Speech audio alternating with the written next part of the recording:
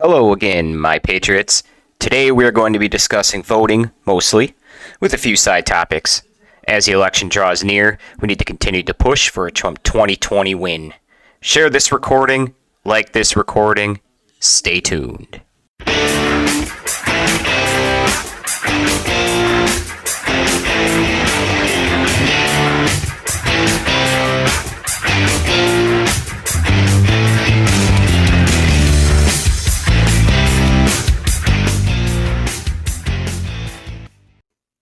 Or like, dude, you ever see that video where he's talking about that crime bill, Biden? Yes, I have. And for those who haven't, here you go. Take back the streets. It doesn't matter whether or not the person that is accosting your son or daughter or my son or daughter, my wife, your husband, my mother, your parents. It doesn't matter whether or not they were deprived as a youth. It doesn't matter or not whether or not they had no background that enabled them to become socialized into the fabric of society. It doesn't matter whether or not they're the victims of society. The end result is they're about to knock my mother on the head with a lead pipe, shoot my sister, beat up my wife, take on my sons. So I don't want to ask what made them do this. They must be taken off the street. That's number one. There's a consensus on that. Unless we do something about that cadre of young people, tens of thousands of them, born out of wedlock, without parents, without supervision, without any structure, without any conscience developing, because they literally, I yield myself 3 more minutes, because they literally have not been socialized. They literally have not had an opportunity. We should focus on them now. If we don't, they will, or a portion of them will, become the predators 15 years from now. And Madam President, we have predators on our streets that society has, in fact, in part because of its neglect, created. Again, it does not mean because we created them that we somehow forgive them or do not take them out of society to protect my family and yours from them. They are beyond the pale, many of those people. Beyond the pale. And it's a sad commentary on society. We have no choice but to take them out of society. And If Trump said stuff that he did, he'd be fucking massacred. Have you seen now they want to do self-certification for voting? Liberals are pushing for that. Without witness signature, or... Yeah, well, they want to get rid of that, but they also don't want to have any IDs, and they want you to be able to self-certify as yourself. Oh, yeah. So, like, if I had a friend who registered and died the day before the polls opened, I could go to his district, say I'm him, and I could vote for that person. I don't have to show my ID. I just say I am them with a strong attitude, right? And then I go to my poll and I vote for myself. What would stop someone from doing that? Well, it's already happened. Like, say you and your wife were registered to vote. Your wife died a week ago, and you got both ballots, and you voted twice. Yep. You know? There was a guy in New Jersey that who could got happen. caught. Yeah, it was a New Jersey story. Well, there's other ones, but that one. But see, what they'll tell you is that's fake news. Yeah. The whole mail-in ballot thing is a joke anyway. We've already seen how many ballots are lost or thrown out, or like you said, even if one ballot is lost on the way, the whole thing's a joke to begin with. Yeah. So the Democrats have this policy that they deem it a certain, like it's a deficient, that's it. It's a deficient signature or there's some kind of deficiency on it and they can literally throw it away. They give you up to 2 weeks to fix it. Now, that's depending on when they tell you. So if they told you and there's only a week to go for the polls, there's no way you're getting that back in time. I don't see how that's going to really work. You're basically saying now, let's say if a postman picks up that letter and they spill coffee on their bag and a little bit of a stain gets on the stamp, they're going to chuck it out for that. Yeah, They exactly. will. Well, this... And that could happen. Remember, or water. Remember like the hanging chads in Florida? Yeah. What was that? Like Bush or Al Gore or whatever, that election. Yeah, exactly. What you said, there's so many ways that a ballot can get tossed out or rejected. This whole thing, I just don't see anything good coming of this. There's going to be so many battles, whatever, Supreme Court, and they want to extend the ballot counting past the 3rd now. Like a week, because they're counting for deficient ballots. That's what they're trying to say. But we're used to waking up the morning after the election and knowing who's elected president. We're not going to sit there and wait for a week, right? You know. Yep. I actually knew they announced Obama won before I went to bed. His first run. But yeah, and then like you have these deficient ballots that got to get recounted, and who's to say they're not going to deem it deficient again just because they already knew that you're a Trump voter or a liberal. Yeah, and who's counting the ballots? Right. That's the question. Well, see, the whole point of going to the poll itself is because of the security in which it is, like what it offers. I have to identify as me. I have to have on my ID where I live. If it's not correct, I have to bring a bill that shows I live on that street, which there's a lot of Americans that don't have the right street address on their ID. And there's nothing wrong with that. You just have to extra prove who you are. And then I get a ballot that I get to go into a booth by myself, fill out, and I get to walk it to the actual machine that takes it. No one touches it. Yeah, exactly. When you think about it through the USPS, let's say all these are fake news, it's all fraud, whatever, blah, blah, blah, blah. It still switches hands at least 2 or 3 times before it gets to its final destination. And in those handoffs, who's to say it doesn't get fucked up in that process to become deficient? Like that whole idea is just, I take my ballot to where it needs to go. I turn it in and it's not deficient. And I verify that myself. That's how it should be. The voter verifies it. Yeah, exactly. And that opens up the whole issue of ballot harvesting, like we've seen, where they just go through neighborhoods, knock on your door, say, give me your ballot, you're voting for this person. Yep. Or they'll buy it from nursing homes. Yeah, they just go through, give me your ballot, and then they sit there at home and fill out for whoever they want. We've seen it with Ilhan Omar. Yep. I think my biggest issue with all these voting policies coming out, and like dead serious, is the Electoral College removal that everyone's trying to support on the liberal side. Oh, yeah. Do they even know what that is? Like, I honestly don't think they actually know what the Electoral College actually stands for and why it's there. Who they poll. They never do. So the latest poll is, do you want to abolish the Electoral College? And 61% of those who answered the Gallup poll say, yes, we don't want the Electoral College anymore. 38% say, yes, keep it. By party, 89% of Democrats want the Electoral College out of there. All right, 10% of Democrats want to keep it.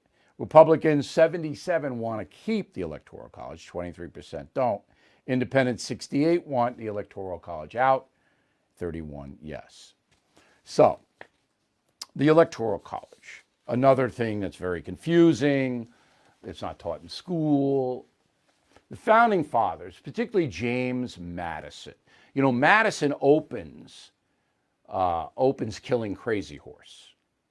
Madison is president in 1813 when the Indian War started. And Madison sends Andrew Jackson down to confront the Creek Nation, which had just slaughtered 300 whites and slaves at Fort Mims in South Alabama.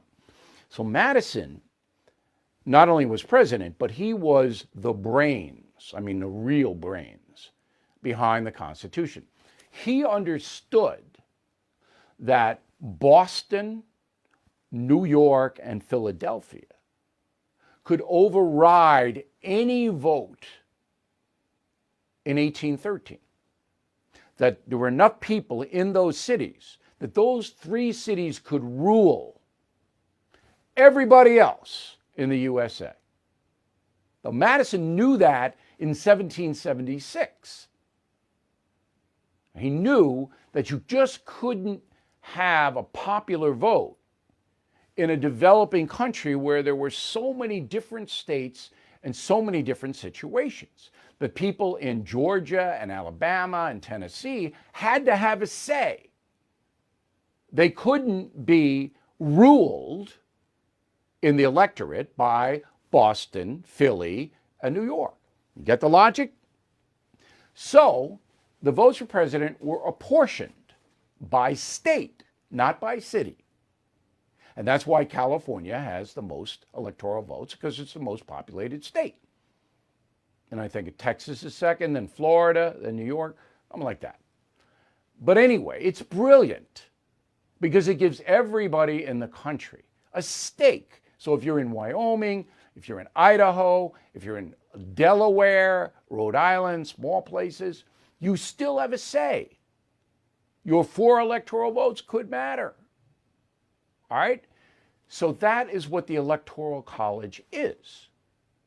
It allows people in what they call flyover country, between the two coasts, a participation in the presidential election. It's brilliant. If you were going to do popular vote, you know what would happen. All you got to do, if you're running for president, is promise the people in the major cities, we're going to give you everything.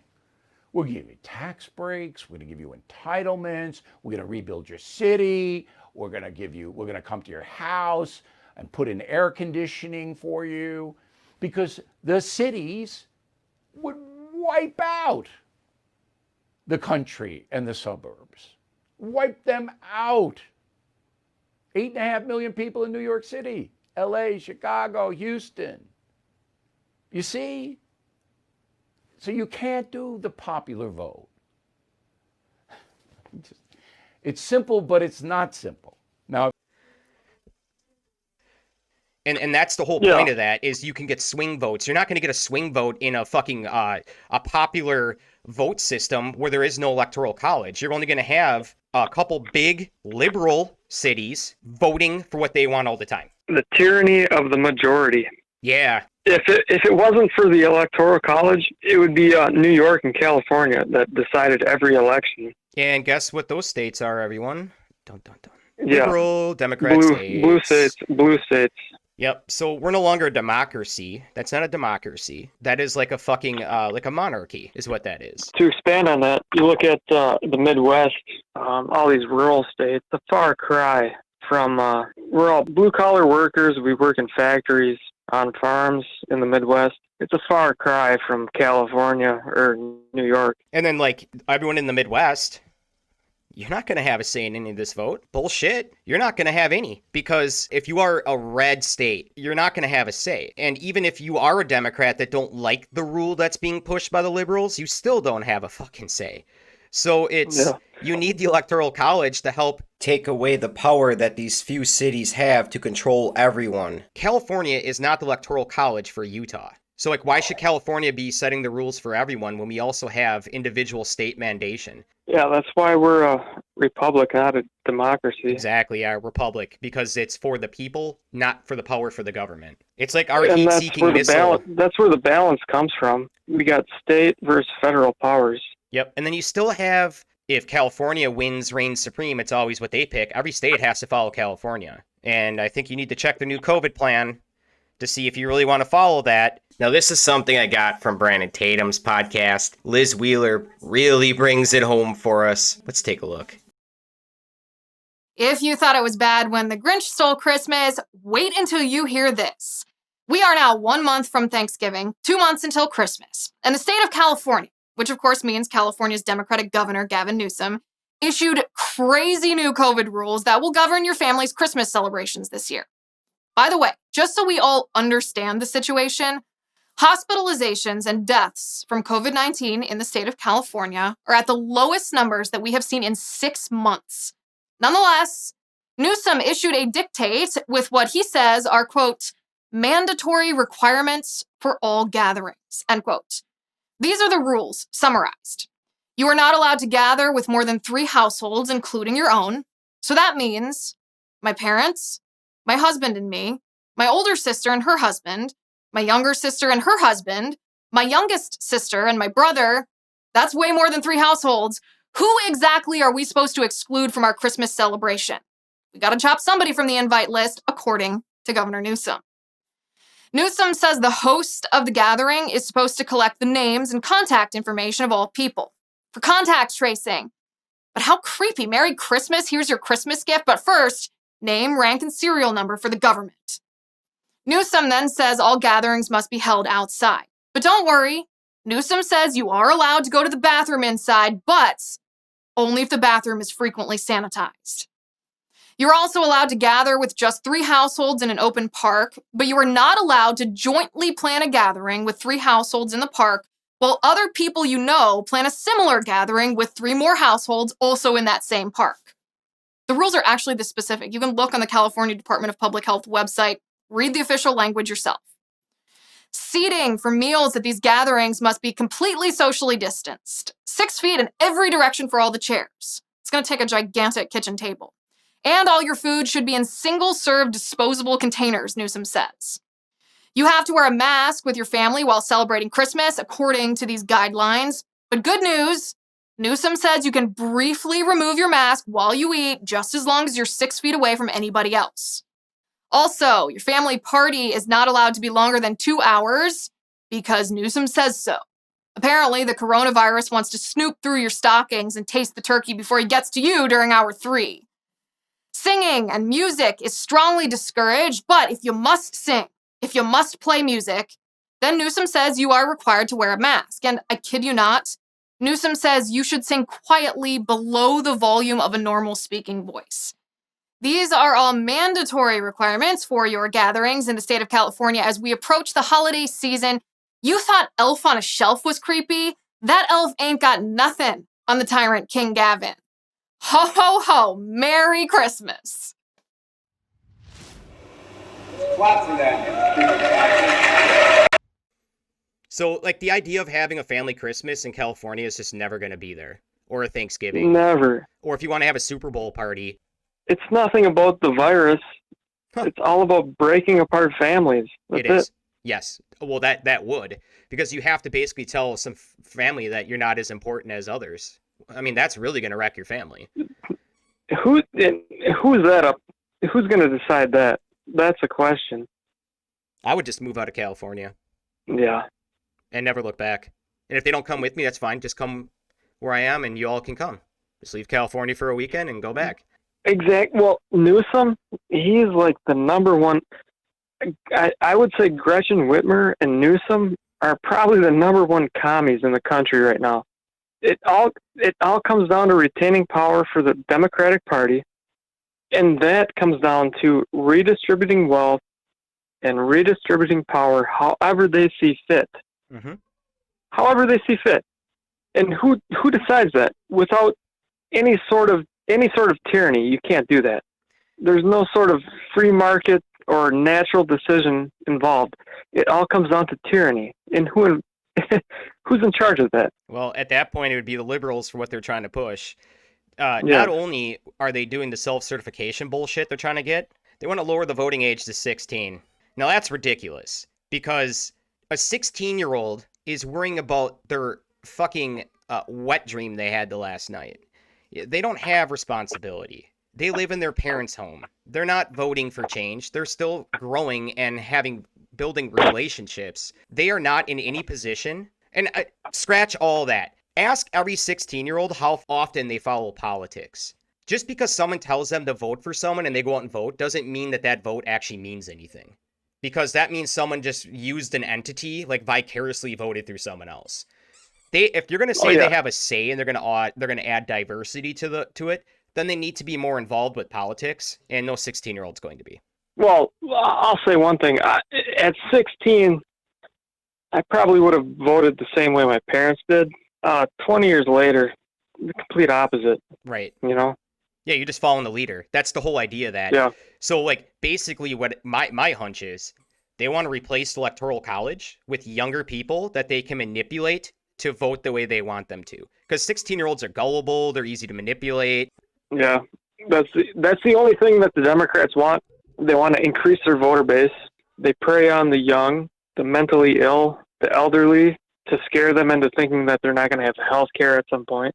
Right. That's it, really. Or the huge push for immigration, because then they can go, well, yeah, open borders. They want open borders. Yeah. Yeah. And then they'd be like, would you vote for us? Because we'll keep them open. Yeah. They already are. We're just saying we need to have better ways to prove or get you legalized to live here.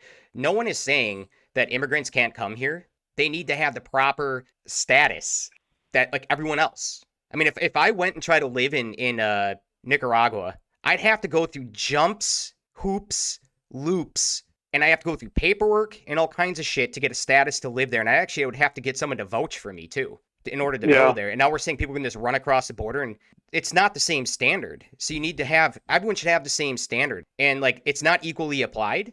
And they go, well, who cares? They're humans. Well, no shit, so am I, but I have to go through a different standard. So that's a ridiculous argument. Yeah, I think as is right now, we already let in like 100,000 immigrants a year. Yeah, it's a lot. Yeah, and now they want to open the borders to anyone. No thanks. Well, and then Trump gets the hit for all those like the immigration camps that they have with the cages built during Obama's administration. They were put there by him, and then he gets the fucking lash for it. Well, a lot of these people that come to the border with kids, they're not even related. Right. It's not like parent and child. We're trying to sort that out right now. Yep. We're trying to sort out if is this your actual child? Are you the parent? That's a mess in and of itself right there. Right. And like my brother had said too, it's not like they can go to prison with you or jail. You know, like the kid can't. If I would do something dumb and get arrested, my kids don't come with me to the jail and hang out with me. That's not how it works. And like, no. what do you want then? Do you want them to put them in a Ritz and pay for? And then who pays for that? The Democrats, they project everything onto the conservatives, and just look at Joe Biden. He 47 years. What has he done? Nothing. And now you got Hunter Biden's laptop pictures coming out. Yeah. That's another can of worms. I mean, that story's evolving yet. Like Trump said, he wanted to drain the swamp. Well, Joe Biden is the swamp. That's it.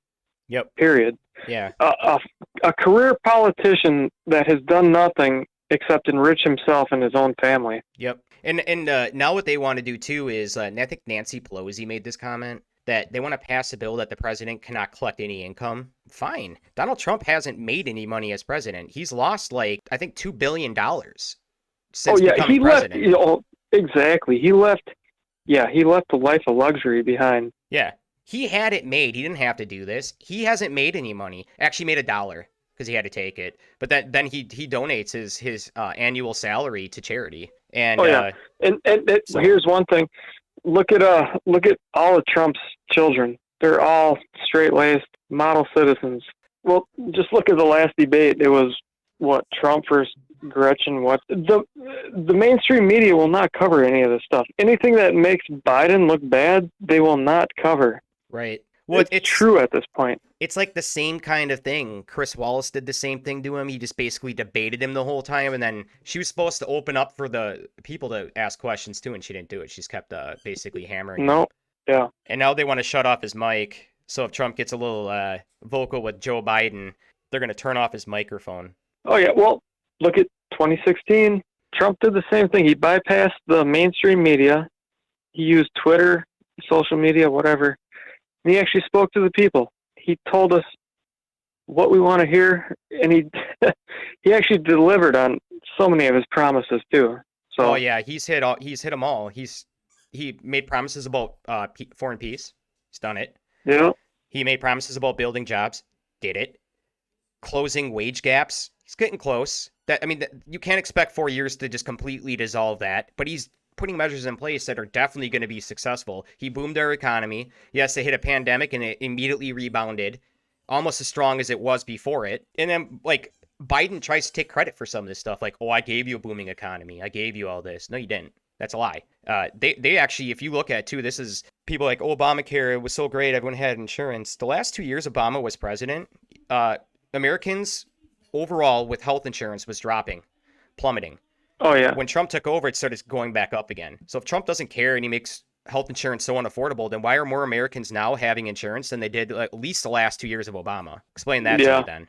Like you said, Obamacare was terrible. It was nothing more than a tax if you didn't take the insurance that they offered. That's exactly what it was, and that's how they got insurance companies to sign off on pre-existing injuries. But, that's a whole can of worms in itself, because think about this for a moment. If my mom took out 4 mortgages on her house and she wanted to sell it and was like, hey, are you interested in buying it? and she sold it to me for 4 times the value because she had to get her mortgages back, do you think anyone's going to buy that? They're not. And that's what you're asking insurance companies to do. And it's not just maybe 200,000 or 800,000 in one. This is like millions in millions, right? So it's a different argument. And where is the money going to come to these insurance companies to back all these high payouts right away? I mean, like, you have to think about this stuff. Like, yeah, it sounds great to do it, but who's going to pay for it? And how are you going to regulate that and make it still fair for everyone to obtain? Yeah, it basically amounted to nothing more than another tax on the middle class. That was it. Mm-hmm. They want to tear down Trump for trying to get rid of all these ACA, the so-called Affordable Care Act. More power to them, but offer a better solution. You know, no one's got the solution. You know, the best thing you can do while you're trying to figure something out is just make it available. Yeah, or get a job. So it's like they get their money no matter what. Yeah, pretty much. And you don't. They're trying to destroy the middle class. The Democrats are. Yeah, they're doing it slowly. And then, you know, like, just think about this too, though. If, like, the Electoral College does remove and liberals take power, they will retain it forever. Yeah. That's how that will work. Most likely. It will probably, they'll retain it forever. Yeah, you can't remove these structures. They're for us, not the government. When you remove that, it becomes for the government. Who else is going to protect you when you give the government full power? Cops? You don't want them around. Who? Exactly. I mean, people need to stop thinking so retarded. Like, when you give all your power away to the government, to the liberals, there is no more protection for you. There's none. You won't have it. No. Well, just think of it on a small scale. If it's just you and your family, who's going to protect you? Right. Who are you going to call? Thank you for joining us. Our next recording will be covering the final presidential debate. We will get more in depth on that soon. If you didn't watch the final debate, I highly recommend it. Trump came to play and really took over that debate early on and never looked back. Hold tight. More to come. As always, my patriots, stay tuned.